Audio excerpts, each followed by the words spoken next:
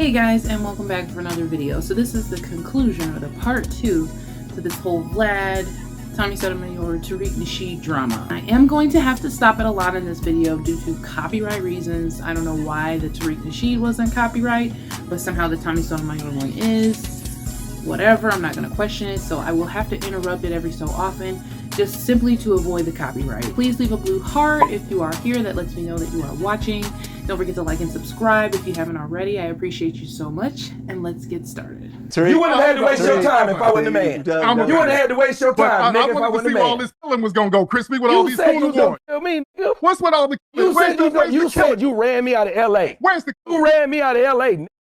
I thought you ran me out of LA. You ain't gonna do shit. You ain't gonna do nothing. You said I ran out of LA because of you. Yes, you did. I didn't threaten you. You said I left LA because of you and I'm scared to come back. That's what you said. See, this is how bitches operate right here. They do a lot of talking, but they ain't gonna do nothing. You the one who made the threat. These bitches do a lot of talking, but they don't do nothing. Whatever you said you're gonna do, you can do. All right. Sorry about that, Vlad. Y'all have a good day. Bitch ass grown man. That's what y'all just said. You the one who made the threat. You made the threat. You keep making these little slick comments. You made the threat. You keep making these little slick comments about bitches. All right. So I don't know what people wanted from Tommy Sotomayor in this moment. To me, he's sitting there calm, cool, and collected with his belts on his lap. He didn't have a whole lot going on as far as his response to this man. He just was basically telling him, like, you're being childish, get out my face. And I guess people were expecting him to blow up like he has with other people. Well, I mean, he doesn't know what Tariq Nasheed has on him, let's be real.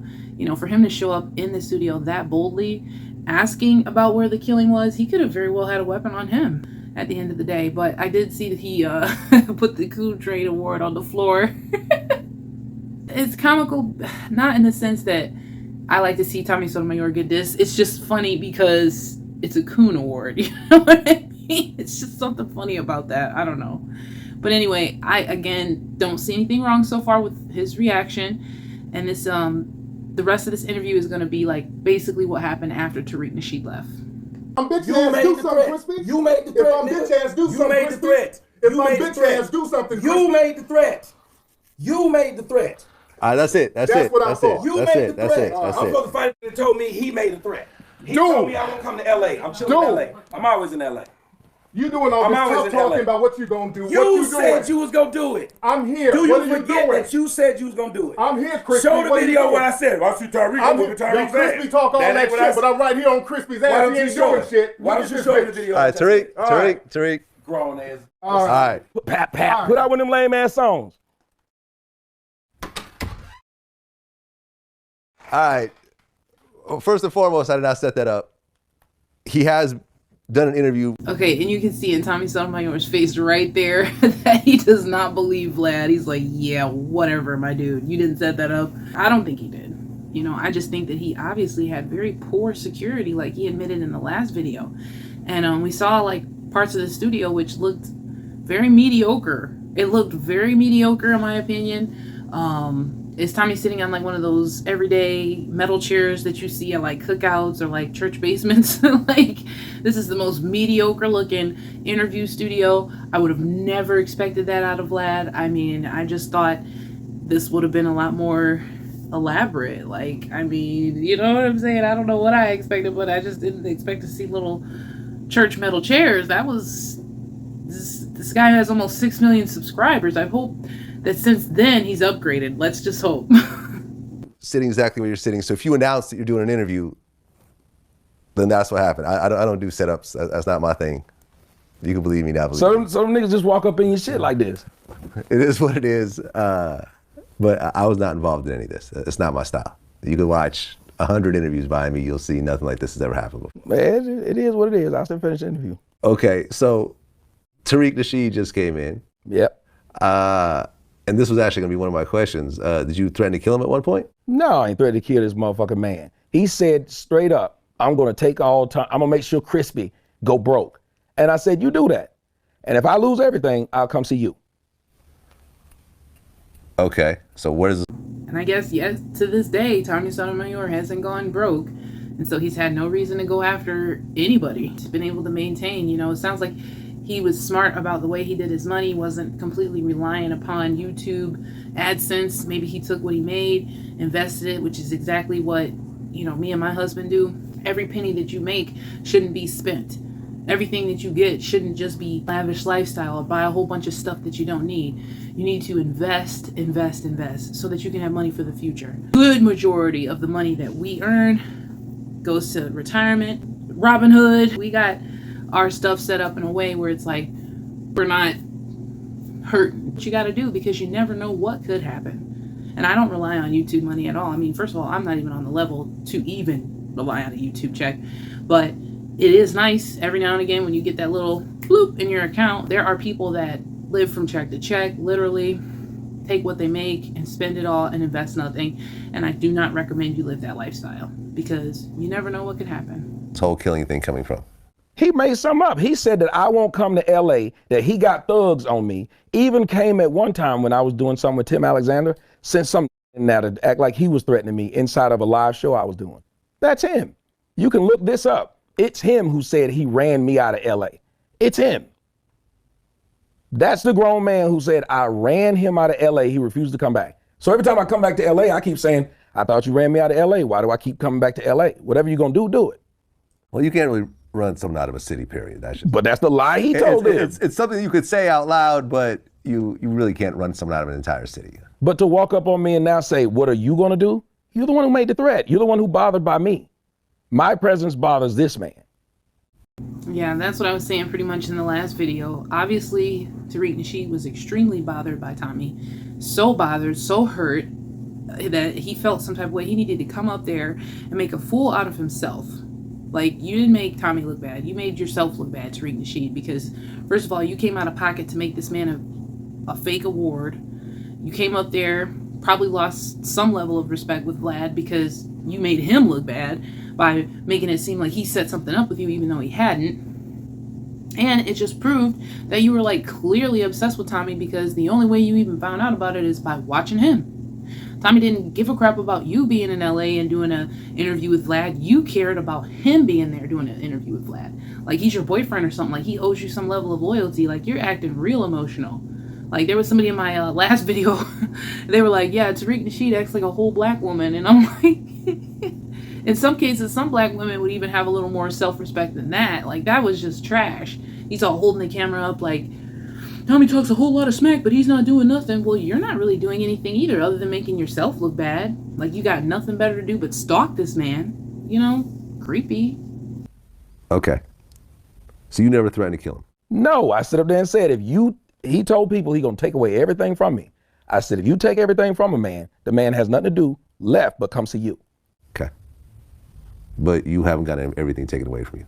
No. You're okay still? Right. That's why he's still fucking with me. He has nothing better to do than make crispy dolls and give out Coon Train awards. So he actually left a Coon Train Celebration Award, AKA the Coon Train Awards. He brought you what? So when you wonder why I would talk that way about black folks, especially black folks without their damn fathers and stuff like that, that man, colorism, that man.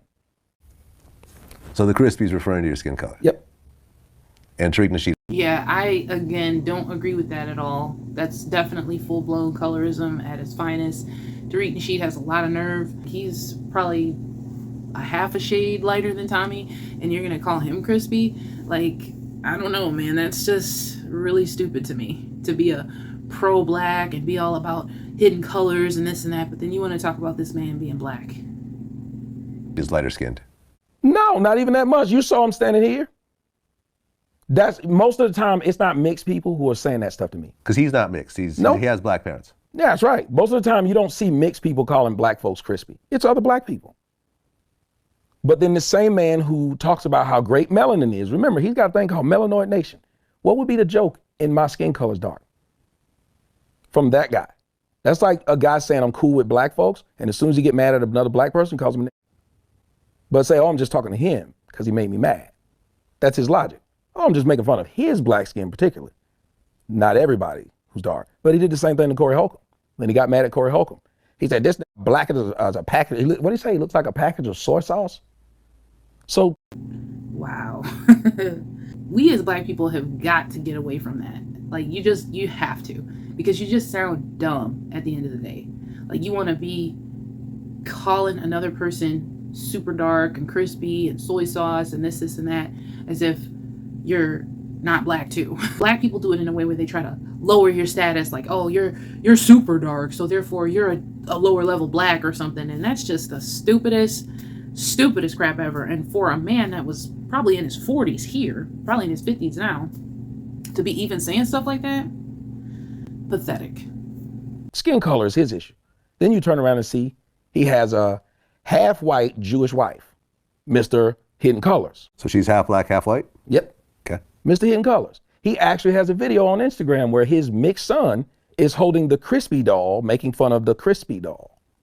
This man's 45. His son would be 3/4 black. Or whatever it is, he's really light skinned and look like Steph Curry. Okay. So this is clearly an issue in the black community. Mm-hmm. The different variations of melanin. Black folks don't like black people, and mixed people keep getting called black. Well, how much of that you think comes from slavery times? Oh, it all comes from slavery time.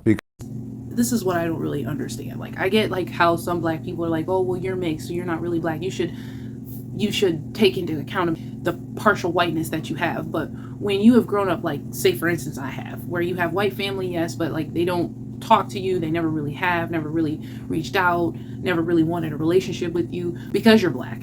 I really wish that I had some level of relationship and ties to my mother's side of the family to ask them, like, didn't you guys want to know us? Like, why didn't you want your kids to know us? You know, we don't even really know our white cousins, because I don't know if it just wasn't important, or if it was just one of those things where maybe my mom was disowned because she married a black man and had half black children. I don't know, because my mom, God rest her soul, is deceased, has been since 2016, so I can't ask her. And I'm estranged from her side of the family. She did have a brother, an uncle, who used to check up on me every now and again, but I never knew his children like that. You know, I never really got the chance to know them like that. I don't know if it just wasn't important. Like, in the black side of my family, I know most of my cousins, and I still talk to a lot of my cousins, whether it be online, Instagram, through text every now and again, or just like meeting up at family events, like, you know, family reunions and things of that nature. Like, that never happened with the white side of the family. I couldn't help but feel like it was because we were half black, because my dad never really felt comfortable going to like any of my mom's family situations and homes. I remember my aunt had married a man, and they had a home when they were in Michigan in Howell, which is a well-known racist area. And I think my dad went out there for a cookout one time, and we were really little, like we were little kids, like probably anywhere from like 4 to 6, because there's like a 1.5 year difference between me and my brother. So we were really little, so I have hardly any memory. But I do know that we went to Howell for, you know, some kind of barbecue deal, because there's pictures of it. I kind of remember my parents talking about it and how my dad never really felt comfortable going to Howell, Michigan, because of the fact that it's racist. And he, you know, God rest my dad, so he's no longer here either. He died in 2022, unmistakably black, like Tommy Sotomayor. You know what I mean? Dark-skinned black guy. My daughter has a black father who's maybe around Tommy Sotomayor's complexion. She came out, I guess, like you could say, like Steph Curry's kids, very, very light, colored eyes, you know, hair lighter than mine. My son, he's 3/4 black. You guys have seen my husband in probably one of my last videos. He's the same color as me, but he's completely black. Like, he's not biracial. Like, I'm technically biracial. Both of his parents were just fair skinned. So we have a son who is technically 3/4 black, but looks like he could be everything but black. Check out some of my shorts. You can see what my kids look like. Like, they don't really, if anything, my daughter looks mixed, you know, and then my son looks, Puerto Rican. He looks, you know, he could be Mexican, he could be Arabic, he could be anything but black. You know, sometimes people just have different phenotypes, but it doesn't take away the fact that we go by the one drop rule because we're from America. And there was a time when that kind of ideology was pressed upon you.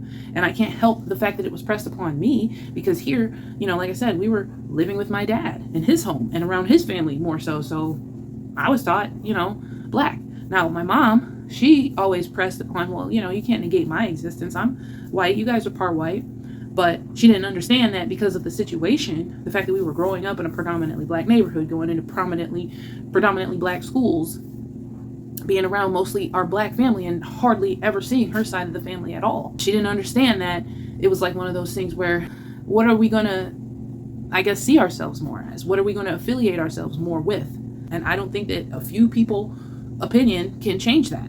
You can't change the way I grew up. You can't change the situations that I've been in just because you opinionate.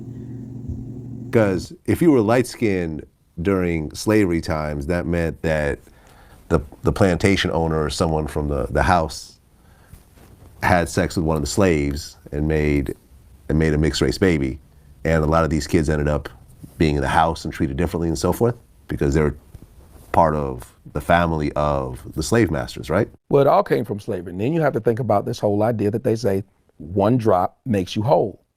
That's not a black rule. What does that mean? If you have any drop of black in you, you're black. Okay. White people came up with that rule.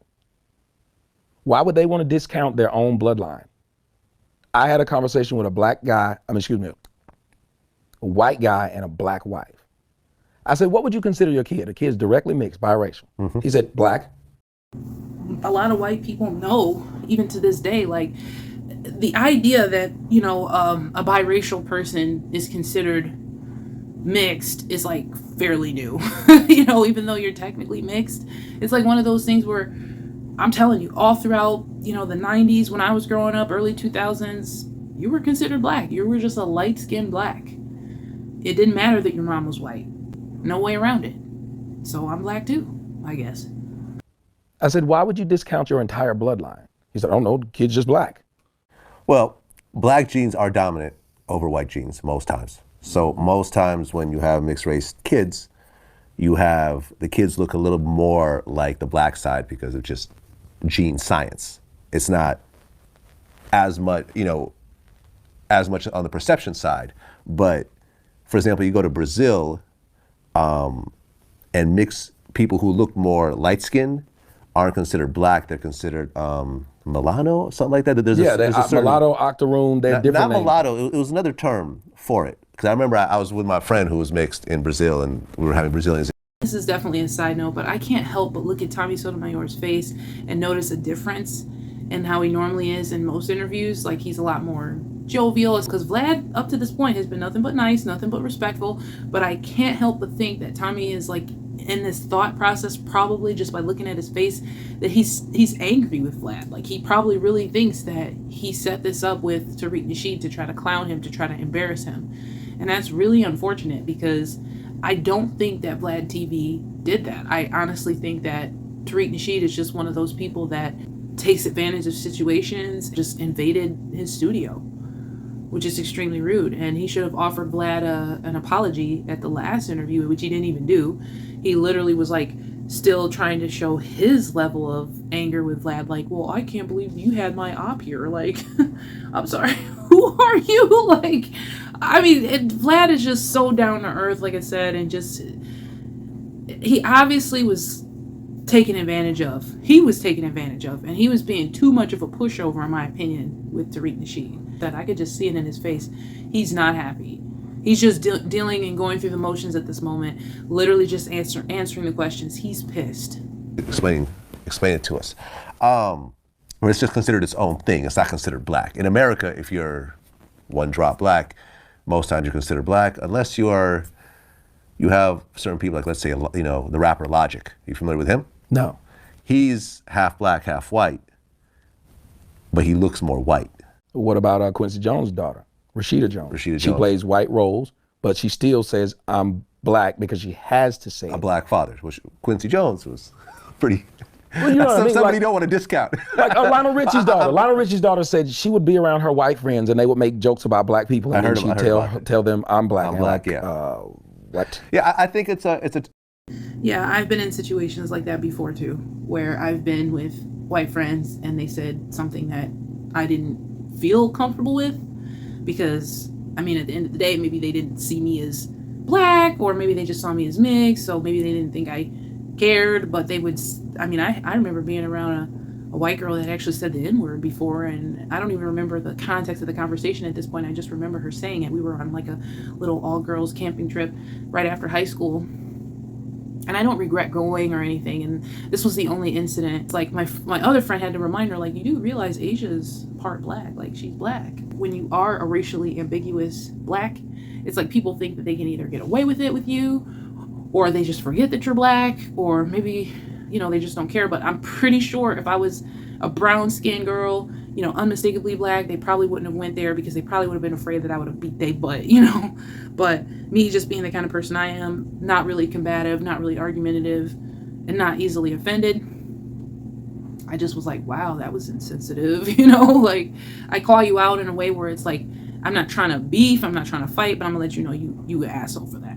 I think it's bad that you have a mixed race person and they don't identify with both sides of their race. I think they absolutely should identify. Being biracial, being half Chinese, half Mexican, half Jewish, half white, half Irish, half whatever. Because look at Hines Ward.